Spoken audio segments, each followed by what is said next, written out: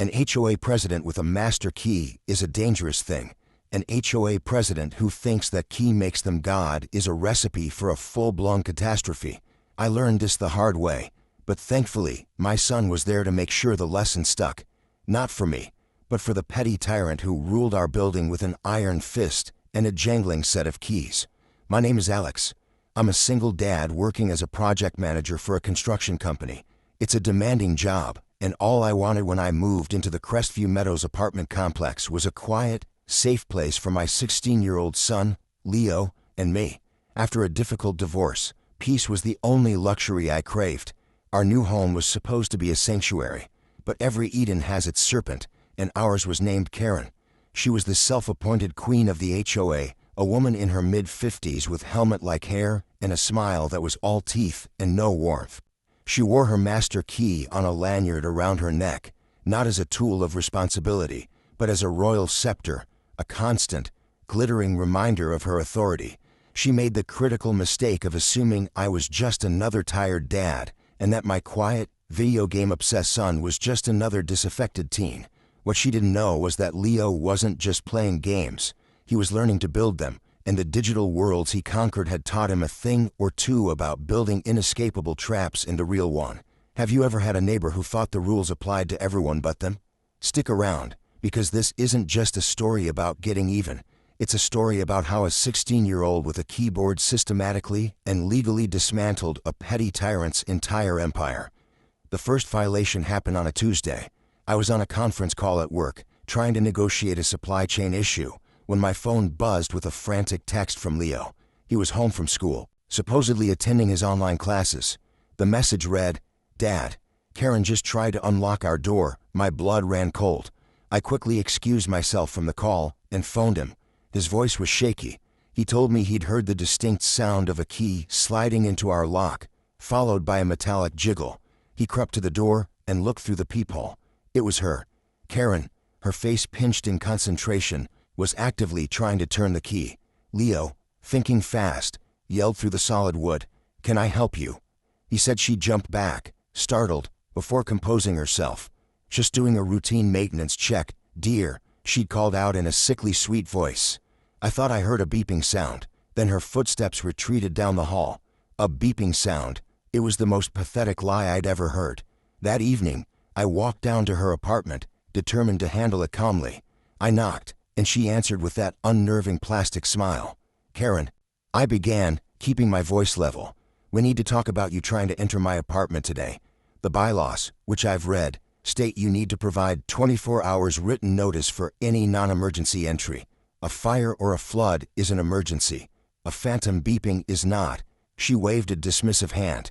"Oh, Alex, don't be so dramatic. I was just being a concerned, proactive president. You should be thanking me." I stood my ground, informing her that I had already confirmed the policy with the building's official management company. They had, in fact, already sent her a gentle reminder email on which I was copied. The smile on her face vanished, replaced by a flash of pure fury. She had been corrected, and she didn't like it one bit. This wasn't a resolution, it was a declaration of war. Karen's retaliation was as petty as it was predictable. Suddenly, we were the source of all the building's problems. We received a formal noise complaint for watching a movie on a Friday night, the volume barely above a conversational level. I found notes on my car's windshield, written in an aggressive red marker, informing me I had parked 1 inch over the line. She was building a paper trail, trying to establish us as problem tenants who needed extra supervision. The situation was becoming untenable, but the true turning point came 2 weeks later. I was working from home, in the middle of a crucial video presentation with my company's senior partners. I heard it again, the unmistakable, sickening sound of a key in our lock. My heart hammered against my ribs. I muted my microphone, whispered one moment to my screen full of confused executives, and strode to the door. I didn't yell this time. I simply swung the door wide open. Karen was standing there, her hand on the key, halfway through turning it. She stumbled backward, her face a mask of shock, caught red-handed. I smelled gas," she stammered, her eyes darting around for an escape. The lie was so blatant, so insulting, it was almost comical. "There is no gas leak, Karen." I said, my voice dangerously quiet. This is the final warning. The next time this happens, I am calling the police and retaining a lawyer. She scoffed, her arrogance flooding back to replace her fear. Good luck with that, she sneered. I am the board. Who do you think they'll believe? She turned and stalked off. I closed the door, my hands shaking with rage. Later that evening, Leo found me staring blankly at the wall, the stress of the situation weighing me down. He sat beside me, his expression serious. Dad, she's a system administrator with root access, he said. The technology was uniquely his. You can't just ask her to follow the rules. You have to change her permissions. I was about to dismiss it as teen jargon, but then I saw the look in his eyes. It was a focused, analytical fire. I can handle this, he said, his voice steady with a confidence that startled me. And we can do it completely legally. Leo laid out his plan on the living room floor, not with charts and graphs, but with a laptop and a whiteboard he'd commandeered from his bedroom. He explained that fighting Karen through official channels was a losing game. She controlled the narrative. The key wasn't to complain about her, but to create a situation where her actions would be exposed to everyone, in real time, without any filter. His plan was a masterpiece of technological warfare disguised as home security. First, the hardware. We would replace our standard deadbolt with a high-end smart lock. But this was where Leo's genius came in. He wasn't just going to install it. He was going to modify it at the component level. He explained that master keys, especially in large complexes, often have a slightly different bitting or cut pattern than individual keys. He was going to install a microscopic sensor inside the lock mechanism that could differentiate between my key and her master key. Next, the software. Leo would write a custom script, a set of instructions that the lock's processor would execute the microsecond it detected the signature of the master key. He called the program Project Chimera. The moment her key was inserted, a cascade of events would be triggered automatically. A tiny, motion-activated camera, hidden in a discreet air freshener-eyed mount in the hallway above our door, would instantly begin recording and live streaming to a secure cloud server. The camera's placement was key. It recorded the public hallway, a space with no expectation of privacy, making it perfectly legal. But the master stroke, the part of the plan that made me realize my son was part strategist and part digital assassin, was the notification system. The Chimera script would automatically generate an email with the subject line, "Urgent Security Alert, Unauthorized Access Attempt at Unit 3B," and it would blast this email out to the entire HOA mailing list, the very list Karen herself maintained for official announcements. The body of the email would be simple, containing only a link to the live stream from the hallway camera. Her attempt to secretly enter our home would be broadcast to every single one of our neighbors as it happened. The following weekend was a flurry of activity. Circuit boards and wires covered our dining table as Leo, with the intense focus of a surgeon, modified the smart lock's internal components. He soldered tiny connections and uploaded his custom firmware, explaining every step to me. "We're not hacking anything, Dad," he clarified, sensing my parental anxiety. "We're just enhancing our own property's security features. Think of the mass email as an ultra-efficient neighborhood watch notification. It's using the established community communication channel to report a security incident. According to the bylaw she wrote, we're encouraged to report suspicious activity. We're just doing it with zero latency." His logic was airtight, impeccably researched, and honestly, a little terrifying. He had weaponized the very rules she used to control us. While we were building our digital fortress, Karen's overconfidence was reaching its peak. She saw me installing the new, sleek-looking smart lock and shot me a condescending smirk in the hallway. "A new lock, Alex. Remember, all modifications need to be approved by the architectural committee," she said, tapping the plastic-covered list of rules hanging on the community bulletin board. She thought it was a pathetic attempt to keep her out. She had no idea I was actively inviting her in. At the next HOA meeting, which I made a point to attend, she made a grand speech about maintaining the integrity of building standards and unauthorized alterations to door hardware, staring directly at me the entire time. She felt completely, utterly untouchable. She was a queen addressing a peasant, entirely unaware that the peasant was sharpening the blade of the guillotine. The trap was now set, baited with her own arrogance. We just had to wait for her to walk into it.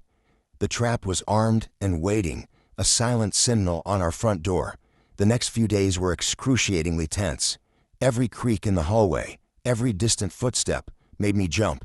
Leo, however, was in his element. He sat at his command center, a triple monitor setup in his room, watching the system logs and tweaking the sensitivity of the sensors. He was calm, methodical, a general waiting for the perfect moment to spring his ambush. But we knew we couldn't just wait for her to randomly decide to try our door again. We needed to give her a reason, an irresistible piece of bait she couldn't ignore. And Leo, with his intimate understanding of our adversary, knew exactly what that bait should be. He had discovered, through some clever and legal network analysis, that Karen was using her administrative privileges to monitor the building's Wi-Fi network usage. It was a gross invasion of privacy, but a perfect vulnerability to exploit. "She's looking for rule breakers," Leo explained. "So let's give her one." His plan was diabolical. He initiated a massive data transfer from his computer to a secure, encrypted cloud server. So any network administrator snooping on the traffic, it would look like our apartment was suddenly uploading and downloading terabytes of data, a classic signature of someone running an illegal server or pirating massive amounts of content. It was a direct, flagrant violation of the HOA's acceptable use policy for the community internet service. It was the perfect lure. It was an offense so egregious in her rule-obsessed mind that she would feel not just entitled, but obligated to investigate immediately. She wouldn't bother with a 24-hour notice. She wouldn't call the management company. She would want to catch us in the act herself, to burst in and stand victorious over our supposed digital misdeeds. The bait was cast. Now we watched and waited. The response was faster and more aggressive than either of us had predicted. Less than an hour after Leo began the enormous data transfer, a small alert popped up on his secondary monitor. "Ping," he said softly, a grim smile touching his lips. "She's sniffing the network traffic for our unit specifically. She's taken the bait." The quiet hum of the computers was the only sound in the room. We sat on the couch, the laptop open on the coffee table between us, displaying a crisp, clear feed from the hidden camera above our door. The hallway was empty, bathed in the sterile glow of the overhead lights. My heart was pounding a frantic rhythm against my ribs. This was it, the culmination of weeks of stress, planning, and whispered conversations. Then we saw her. The elevator doors at the end of the hall slid open, and she strode out like a predator that had caught the scent of its prey. Her walk was purposeful, her lanyard with the master key swinging with each determined step. A look of righteous fury was etched onto her face. There was no subtlety, no attempt at stealth. She was a sheriff heading for a high-noon showdown, utterly convinced of her own authority and our guilt. She marched directly to our door, Unit 3B. On the laptop screen, we watched her come to a halt, her body eclipsing much of the frame. She cast a cursory glance to her left, then to her right. The hallway was empty. Satisfied that there were no witnesses, she reached for the royal scepter hanging from her neck. The moment was pure, slow-motion cinema. We watched on the laptop as she lifted the master key, its metallic edges glinting under the hallway light. She inserted it into the keyhole of our new smart lock. The instant the metal made contact with the internal sensors, Leo's meticulously crafted script executed. On his monitor, a line of bold, red text flashed, Chimera protocol activated. Trigger, master key detected. Simultaneously, my phone vibrated in my pocket. Leo's phone, sitting beside him, buzzed in unison, and across the Crestview Meadows complex, in dozens of other apartments, phones and laptops began to chime with the arrival of a new, high-priority email. The subject line was unmissable: urgent security alert, unauthorized access attempt at Unit 3B, live feed. On our screen, we saw Karen's expression shift from smug confidence to mild confusion. She tried to turn the key, but it wouldn't budge. This was a feature Leo had added at the last minute, a secondary, internal deadbolt that mechanically engaged the instant the master key was detected. The lock was now a brick. She could jiggle the key all day, but she was not getting in. Her confusion curdled into frustration. "What is wrong with this lock?" she muttered, her voice picked up with perfect clarity by the camera's sensitive microphone. Then, we heard a new sound, both on the laptop speakers and through our own door. It was the sound of another apartment door opening down the hall. "Mr. Henderson from 3D, a quiet accountant, poked his head out. He was looking down at his phone, then up at Karen, his brow furrowed in confusion. A moment later, the door to 3A opened. It was Mrs. Gable, holding her tablet. They were all holding their devices. They were all looking at the email. They were all watching the live stream. They were all watching her. For a few more agonizing seconds, Karen remained completely oblivious, her world still confined to the battle with the uncooperative lock. She was so consumed by her own authority being defied by a simple piece of hardware that she hadn't noticed the growing audience. "Karen," Mr. Henderson's voice was hesitant, but loud enough to echo in the now silent hallway. "What are you doing?" "I just got a very strange email." Her head snapped up, her hand freezing on the key. Her eyes darted from Mr. Henderson to Mrs. Gable, then to the glowing screens in their hands. The gears began to turn in her mind, each click a visible step in her horrifying realization. The color drained from her face, leaving a pasty, gray pallor. She understood. She hadn't just been caught, she had been broadcast. Her secret act of trespass had been made spectacularly, undeniably public. This was the moment I had been waiting for. I took a deep breath, walked to the door, and opened it. I wasn't angry or yelling. I held my own phone in my hand, the damning email displayed on the screen for her to see. "Karen," I said, my voice deliberately calm and level, cutting through the thick tension. "It seems my new security system detected an unauthorized key. It's programmed to alert the entire community mailing list to potential break-ins.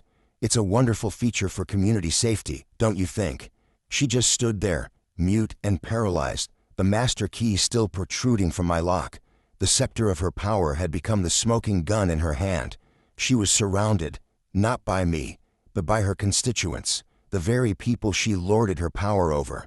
Their faces were a mixture of shock, confusion, and the dawning light of righteous anger. Her reign was over. It ended not with a bang, but with the collective chime of 100 notifications. The fallout was faster and more devastating than a wrecking ball. That very evening, an emergency HOA meeting was called. It wasn't called by Karen. It was forced by an online petition that had garnered signatures from over 60% of the residents within an hour of the incident. The evidence was irrefutable. Leo had archived the entire live stream, which was presented on a large projector screen for all to see. The clip of her muttering, "What is wrong with this lock?" followed by her deer-in-the-headlights expression when she realized she was being watched, played on a loop of silent, damning humiliation. As a coup de grace, Leo had also prepared a log of her unauthorized network snooping on multiple residents, which he had legally captured from our own connection point. That sealed her fate. By unanimous vote, Karen was stripped of her presidency and her master key access was immediately revoked. The board, under immense pressure, also levied the maximum possible fines against her for multiple, documented bylaw violations. The building's management company, now facing the threat of a class action lawsuit from residents who rightfully suspected their privacy had been violated for years, preemptively terminated their contract with our disgraced HOA. A new, far more professional and transparent company was brought in within a month. Karen couldn't stand the shame. Her power was gone, and her neighbors now looked at her with a mixture of pity and contempt. She put her unit up for sale and was gone in less than 2 months. We never saw her again. Leo, my quiet, unassuming son, became a local legend. He was the kid who dethroned the queen. He even started a small, ethical side business helping other residents secure their home networks and smart devices, using the money to build a computer so powerful it could probably calculate the meaning of life. The lesson in all of this is profoundly simple. Petty power, the kind wielded by bullies and small pawns, thrives in darkness and silence. It depends on people being too tired, too intimidated, or too isolated to challenge it. But when you find a way to shine a bright, undeniable light on their actions, the monsters scurry away in an instant. Karen believed her master key gave her absolute control over our homes and our lives. My son taught her, and our entire community, that the ultimate master key is knowledge. And when you use it correctly, you can unlock a level of justice they never, ever see coming. What's the most clever way you've ever seen someone stand up to a bully? I'd love to read your stories in the comments. And if you enjoyed this one, make sure to follow for more.